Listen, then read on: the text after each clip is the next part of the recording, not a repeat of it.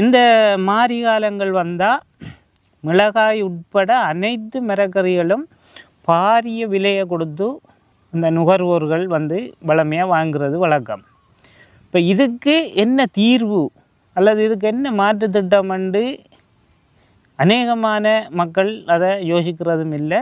இந்த ஒரு விடயத்துக்கு நுகர்வோர்கள் வந்து உண்மையில் ஒரு மாற்று திட்டங்களை மாரி காலங்கள்லேயாவது கடைப்பிடிக்கலாம்.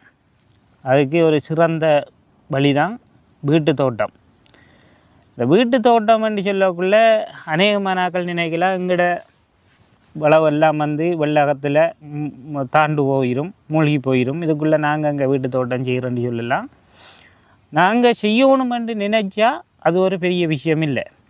ஒன்று மாடி வீடு இருக்கிறார்கள், மாடி தோட்டமாக அந்த வீட்டு தோட்டத்தை அமைச்சு கொள்ளலாம். அப்படி மாடி வீடும் இல்லைன்னு சொல்கிறவர்கள் வந்து பக்கெட்டுகளில் வந்து அதுக்கு பயிர் செய்யக்கூடிய அந்த பொலித்தீன் பக்கெட்டுகள் இருக்குது கடைகளில்.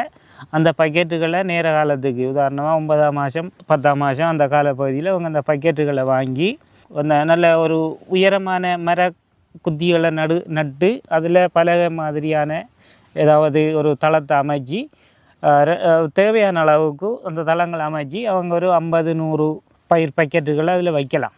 இப்போ அந்த பக்கெட்டுகள் போடுற கலவைகள் அதுகள் எல்லாம் வந்து சாதாரணமாக எல்லாருக்கும் தெரிஞ்ச விடயம்தான். மணல் மண் ஒரு பங்கு, கூட்டரு ஒரு பங்கு, மாட்டரு ஒரு பங்கு, மூண்டையும் போட்டு மிக்ஸ் பண்ணி இந்த பேக்குகளை நிரப்பிட்டு அந்த பேக்கில் தங்களுக்கு இந்த மாதிரிக்கு தேவையான மரக்கறி மற்றும் மிளகாய் கன்றுகள், கத்தரி இப்படியான நாட்டுகளை நட்டு அவங்க பராமரிக்க வந்தாலே இந்த அடமழை காலத்தில் வந்து இந்த அதிகூடிய விலை வாசி விற்கிற காலப்பகுதியில் அவங்க தங்களோட குடும்பத்துக்கு தேவையான மரக்கறியாவது அழகாக வீட்டில் பெற்றுக்கொள்ளலாம். அதுவும் நஞ்சற்ற மரக்கறியாக அவங்க பெற்றுக்கொள்ளலாம்.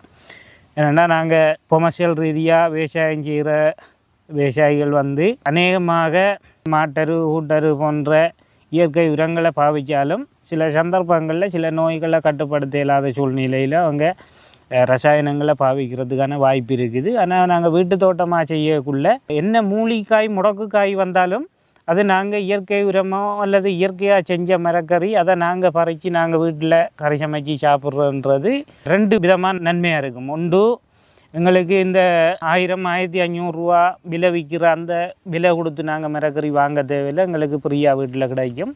அடுத்தது எங்களோட தோட்டத்தில் நாங்கள் செஞ்ச பயிரில் ஒரு மரக்கறியை அறுவடை செஞ்சு கறி சமைச்சு சாப்பிட்றோன்னா அது உளவியல் ரீதியாக பெரிய ஒரு திருப்தியும் சந்தோஷமும் ஒன்று ஏற்படும். மன அழுத்தங்கள் மன இறுக்கங்கள் இருக்கிற நேரங்களில் நாங்கள் அந்த